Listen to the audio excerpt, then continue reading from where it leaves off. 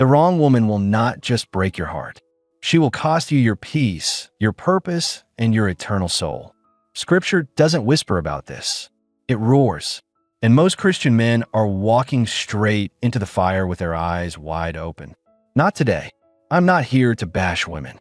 I am here to protect you. The Bible tells you in Proverbs 4 verse 23, guard your heart above all else, for everything you do flows from it. Everything. Your walk with God, your calling, your destiny. So if you let the wrong woman into your heart, everything downstream gets poisoned. Here are 4 types of women Scripture warns you to stay away from, and most Christian men ignore every single one. Type 1. The unbeliever.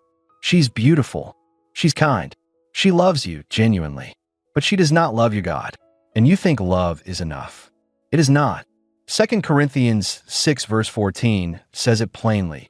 Do not be unequally yoked with unbelievers. A yoke is a farming tool. 2 animals bound together, forced to move in the same direction. If she is walking away from Christ, she is pulling you with her. You will not evangelize her into marriage. You will not love her into salvation. What will happen is, slowly, quietly, you will start compromising. Sunday worship becomes optional. Prayer becomes awkward. Your standards start to feel like burdens. And one day you look up and realize you are no longer the man God called you to be. That relationship is not love. That is a spiritual anchor around your neck. Type number 2, the idolater. She is spiritual, just not surrendered to Christ. She burns sage. She reads her horoscope. She calls on the universe. And she tells you, I believe in something greater. That is not enough. Exodus 20 verse 3, you shall have no other gods before me. God does not grade on a spiritual curve. If the woman you are pursuing has built altars to anything other than Jesus, you are in idolatry. She will normalize what God calls an abomination. She will make the occult feel harmless. She will blur the lines until you can no longer see them.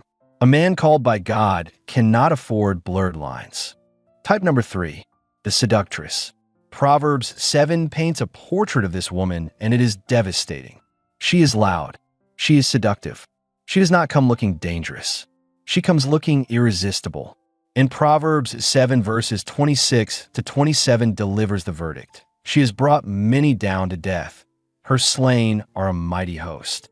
Her house is the way to Sheol, going down to the chambers of death. That is not a metaphor for heartbreak. That is a warning about your soul. She will pull you into sexual sin, and you will tell yourself you can stop anytime. You cannot. Sin is progressive. What starts as compromise ends in destruction. Joseph ran from Potiphar's wife. He did not negotiate. He did not explain himself. He fled. That is the model. When temptation wears a face, you run. Type number 4, the backslider who wants you to follow. This woman knows God. She grew up in the church. She knows the scriptures. She knows the worship songs. But she has walked away and she wants company. She is not in open rebellion. She is just drifting. And she is inviting you to drift with her.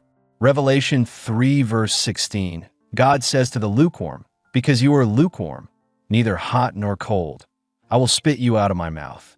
You cannot build a God-honoring life on a lukewarm foundation. She is not your mission field. She is not your project. If she is not running toward Christ, she is running away from him. And a man cannot chase God and chase a woman who is fleeing him at the same time. So what do? First, stop lowering your standard in the name of grace. Grace does not mean accepting what God has warned you to avoid. Second, pursue a woman who pursues God. Proverbs 31 verse 30 says it directly. A woman who fears the Lord is to be praised, not a woman who performs Christianity. A woman who fears God, who kneels before him, who repents, who obeys. Third, guard your heart before God sends her. The woman God has for you is not hiding in compromise. She is not waiting for you to lower your standards. She is waiting for you to become the man worthy of her. Become that man first. Right now, today, I need you to ask yourself one question.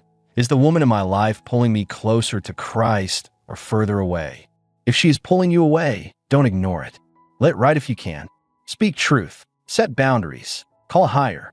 But if it continues to pull you into sin, then you already know what must be done.